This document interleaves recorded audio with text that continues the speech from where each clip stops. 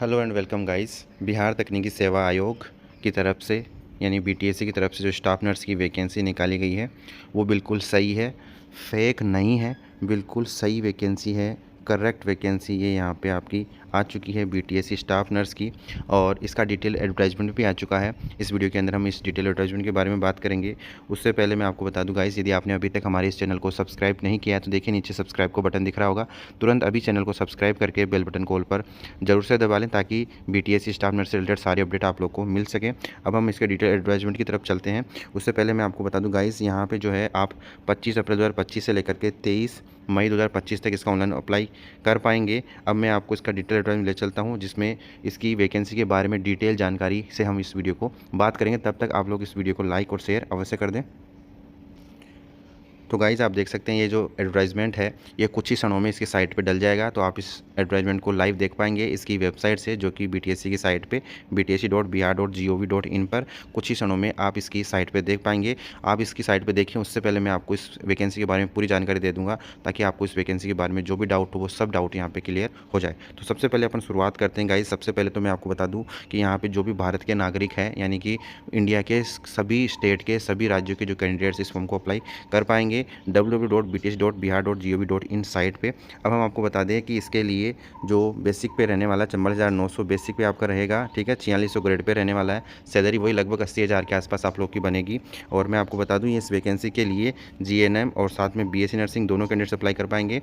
बिहार राज्य के अलावा जितने भी कैंडिडेट्स अप्लाई करेंगे वो अपनी कॉलेज का ये ध्यान रख ले कि उनकी कॉलेज इंडियन नर्सिंग काउंसिल से मान्यता प्राप्त होनी चाहिए, तभी वो लोग इस फॉर्म के लिए अप्लाई करने के लिए एलिजिबल होंगे। इसके साथ ही हम आपको बता दें कि वैकेंसी जो है कुछ इस प्रकार से है जिसके अंदर टोटल 11,389 पद रखे गए हैं, ठीक है। इसके साथ ही 35% पद अलग से रखे गए हैं जो कि महिलाओं के लिए रखे हैं, जो कि 2,659 पद हैं। टोटल मिला दो तो 14,048 पद यहाँ पे इस वैकेंसी के अंदर रखे गए हैं, जिसका फॉर्म ऑनलाइन फिल किया जाएगा। अब आगे हम बात कर लेते हैं। यहाँ पे एज क्राइटेरिया देख सकते हैं, मिनिमम 21 साल एज होनी चाहिए। अनारक्षित के लिए यानी जो अदर स्टेट के जो कैंडिडेट्स हैं या जो यूआर कैटेगरी में आते हैं उनके 37 वर्ष जो है उसकी मैक्सिमम आयु रहेगी। महिलाओं के लिए 40 वर्ष रहेगी और SC/ST वालों के लिए 42 रहेगी, चाहे वो स्त्री हो या फिर पुरुष हो। इसके साथ ही हम आपको बता दें कि इसके अंदर आरक्षण का जो लाभ मिलेगा वो बिहार के जो स्थायी निवासी हैं उन्हीं को मिलेगा। बिहार के अलावा जितने भी कैंडिडेट्स हैं उनको यूआर कैटेगरी या जिसको जनरल कैटेगरी कहते हैं उस जनरल कैटेगरी से फॉर्म को अप्लाई करना आवश्यक होगा। जो भी कैंडिडेट्स आरक्षण का लाभ लेंगे उनको बिहार का स्थायी निवासी होना चाहिए, उसके लिए सर्टिफिकेट आपके पास होना चाहिए बिहार का। और जो अदर स्टेट वाले कैंडिडेट्स हैं उनको जो है यूआर कैटेगरी से फॉर्म को अप्लाई करना होगा। परीक्षा शुल्क की बात करें तो 600 रुपये यहाँ पे जो फॉर्म फीस लगेगी, ठीक है। सामान्य वर्ग यानी जो अदर स्टेट वाले या जो सामान्य वर्ग वाले हैं, साथ ही पिछड़ा वर्ग, अत्यंत पिछड़ा वर्ग और ईडब्ल्यूएस वाले, इनको 600 रुपये लगेगी। और जो बिहार के निवासी हैं SC/ST वाले उनको 150 रुपये, और जो बिहार राज्य के महिला हैं उनको 150 रुपये, और जो बाहर के जो है यानी जो भी बाहर के अदर स्टेट के जो कैंडिडेट्स हैं बिहार के अलावा उनको 600 रुपये यहाँ पर एप्लीकेशन फ़ीस लगने वाली है आपकी। इसका पेमेंट ऑनलाइन जमा आप कर सकते हैं, debit card, credit card, internet banking या यूपीआई के माध्यम से पेमेंट होगा। सबसे महत्वपूर्ण बात मैं आपको बता दूं कि यहाँ पे बीटीएससी स्टाफ नर्स के अंदर पहली बार एग्ज़ाम होने जा रहा है, जिसके अंदर जीएनएम का जितना भी सिलेबस आता है उस पूरे सिलेबस से क्वेश्चन आने वाले हैं।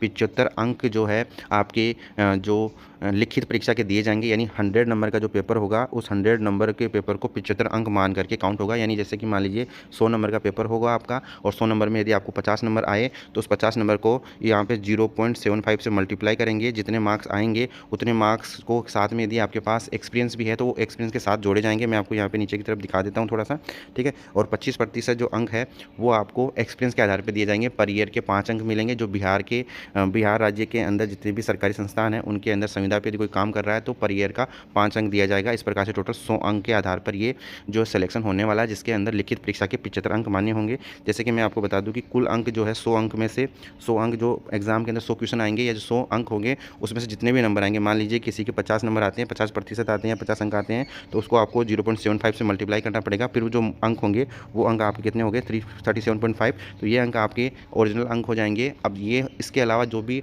जिसको एक्सपीरियंस के आधार पे +5 होते जाएंगे, है ना। जो बिहार के होंगे ये लाभ सिर्फ उन्हीं लोगों को मिलने वाला है, कम कंप्यूटर बेस्ड टेस्ट होगा, जैसा कि मैंने आपको बता दिया। यहाँ पे 100% होंगे, है ना, और 100% के लिए 2 घंटे का समय यानी 120 मिनट के अंदर आपको 100 क्वेश्चन करने हैं।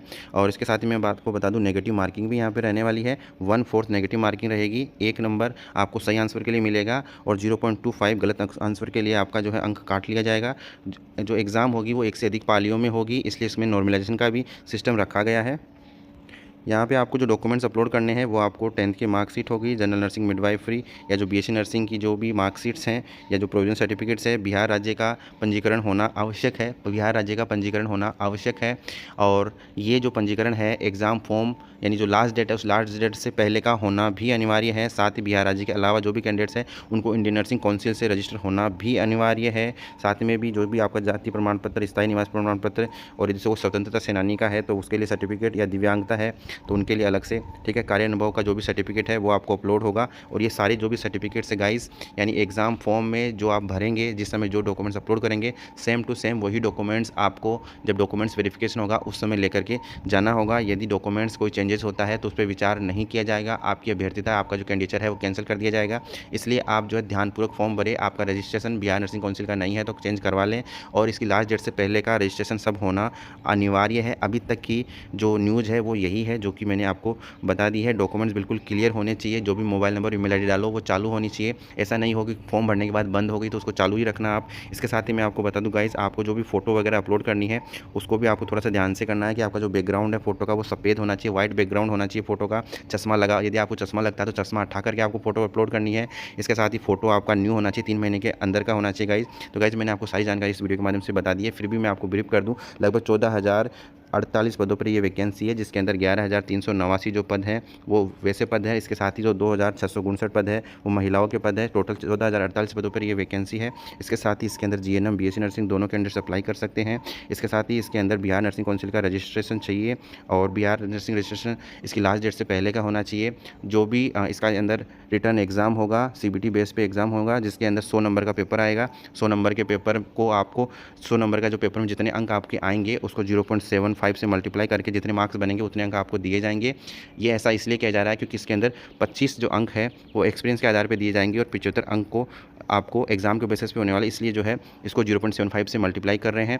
जो अंक आएंगे, जैसे किसी ने यदि 1 साल का एक्सपीरियंस है तो उसको +5 अंक हो जाएंगे। जैसे 30, यदि किसी को 50 नंबर आए 100 में से तो उसको मल्टीप्लाई 0.75 से किया जाएगा, जो तो 37.5 के आसपास आ रहे हैं। उसके बाद में जो है उसको +5 कर दिया जाएगा। +5 करके जितने अंक, जितने साल का एक्सपीरियंस है उस हिसाब से उसको अंक दिए जाएंगे। उस हिसाब से आपकी जो मेधा सूची है वो तैयार की जाएगी, उसी के आधार पर आपका सिलेक्शन होगा। इसका जो सिलेबस है जो है जैसे रिलीज़ किया जाएगा, जो कि जीएनएम के आधार पर होगा। जो जीएनएम का सिलेबस है पूरा वही सिलेबस होने वाला है।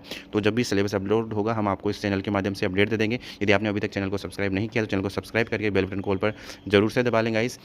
आज के इस वीडियो के अंदर इतना ही, मिलते हैं नेक्स्ट वीडियो में। धन्यवाद।